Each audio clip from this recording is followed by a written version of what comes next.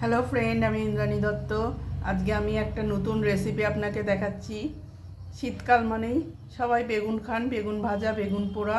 সেই বেগুন পোড়া দিয়ে আমি একটা ভর্তা করে দেখাবো। এই রেসিপিটার নাম হলো বেগুন পোড়ার ভর্তা বা তরকা। বেগুন পোড়ার তরকাও এটাকে বলা যেতে পারে। আমি এটার নাম দিয়েছি বেগুন পোড়ার তরকা। এই যে বেগুনটাকে আমি খুব ভালোভাবে আগে পুড়িয়ে নিচ্ছি। বেগুনটা খুব ভালোভাবে এটার জন্য পুড়াতে হবে।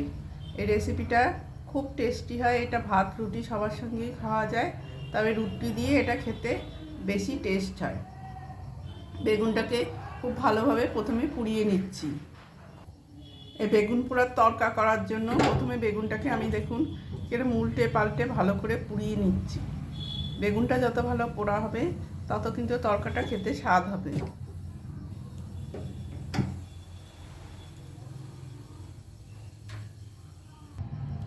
এই দেখুন বেগুনটা আমার পোড়া হয়ে গেছে। এবার এই বেগুনটাকে আমি ভালো করে ছাড়িয়ে নেব। বেগুন পোড়ার তরকা করার জন্য আমি প্রথমে কড়াইটা বসিয়ে দিয়েছি। কড়াইয়ের মধ্যে প্রথমে দিয়ে দিচ্ছি সর্ষের তেল।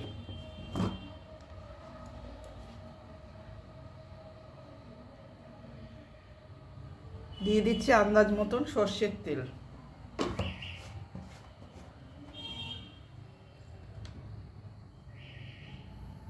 তেলটা ভালো গরম হলে আমি এতে দিয়ে দেব প্রথমে পেঁয়াজ কুচি।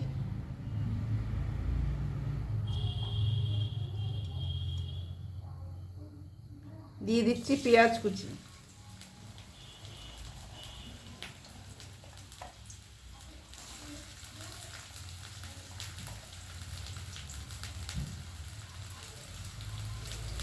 পেঁয়াজটা ভালোভাবে ভাজা ভাজা করতে হবে। পেঁয়াজটা লাল লাল করে ভাজা ভাজা করে নিচ্ছি।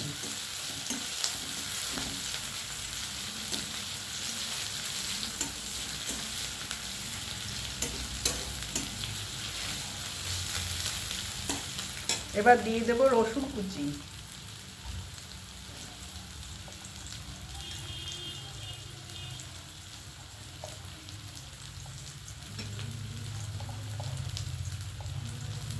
তারপরে দিয়ে দেব কাঁচা লঙ্কা কুচি।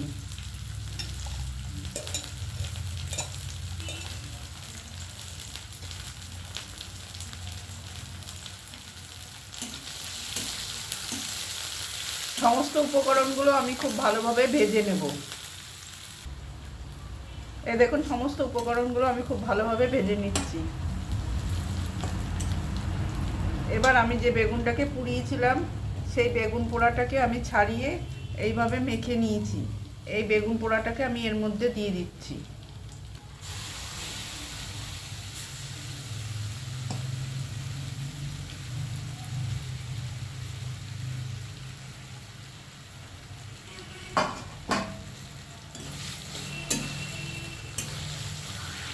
এবার বেগুন পোড়াটাকে আমি এই পেঁয়াজ ভাজা, রসুন ভাজা আর কাঁচা লঙ্কা ভাজার সঙ্গে একসঙ্গে ভালোভাবে মিশাবো।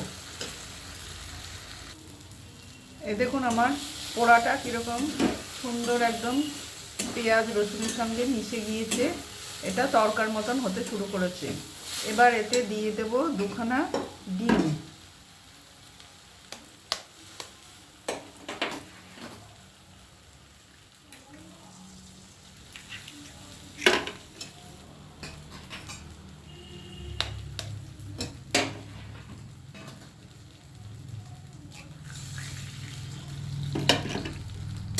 এবার ডিমটা দিয়ে আমি বেগুন পোড়াটাকে খুব ভালোভাবে মিশিয়ে নেব ডিমের সঙ্গে।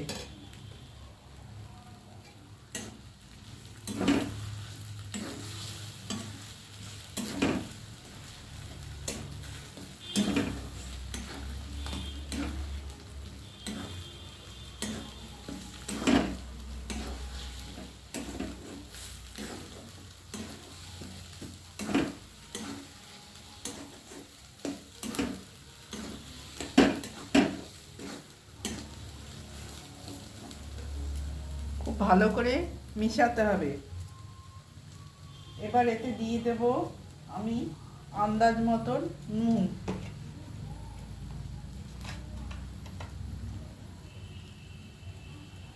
যেহেতু পোড়াটা কমে একটুখানি হয়ে যাবে, সেজন্য প্রথমে লবণটা আমি অল্পই দেব।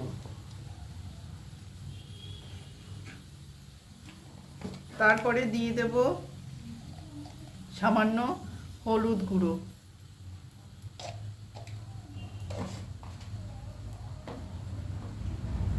দিয়ে আমি আবার খুব ভালো করে নাড়াচাড়া করব।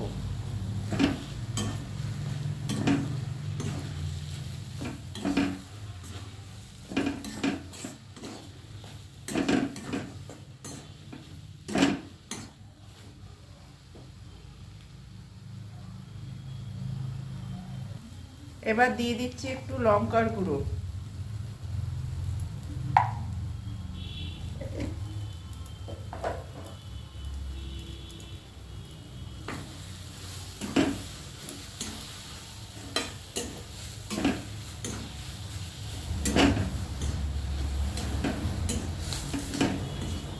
দিয়ে এটাকে খুব ভালো করে নেড়ে নেড়ে এটাকে শুকিয়ে নিতে হবে। শুকিয়ে শুকিয়ে এটাকে একদম অল্প একটুখানি হয়ে যাবে আস্তে আস্তে।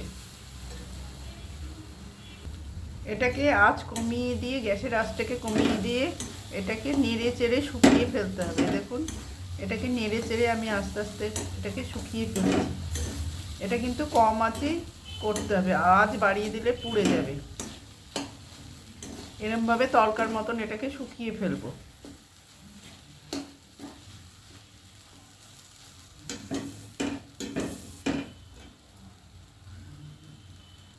এবার এতে দিয়ে দেব কুচনো ধনেপাতা।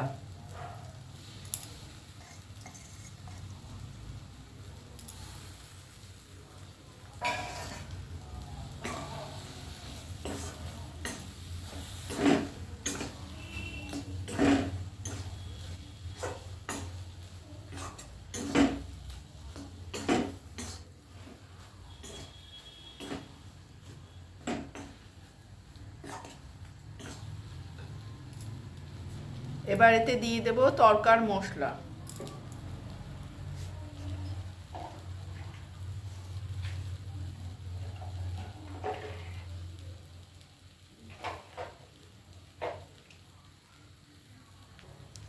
দিয়ে দিচ্ছি তরকার মশলা।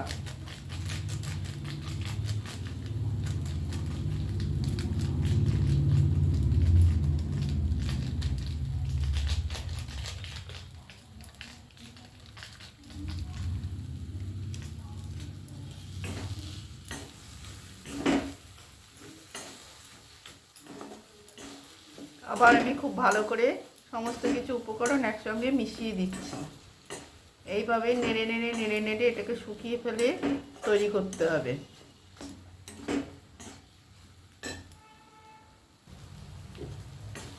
যাদের বেগুনে অ্যালার্জি আছে তারা কিন্তু এইভাবেই খেয়ে দেখতে পারেন, একদম কিচ্ছু গলা ধরবে না বা কুটকুট করবে না।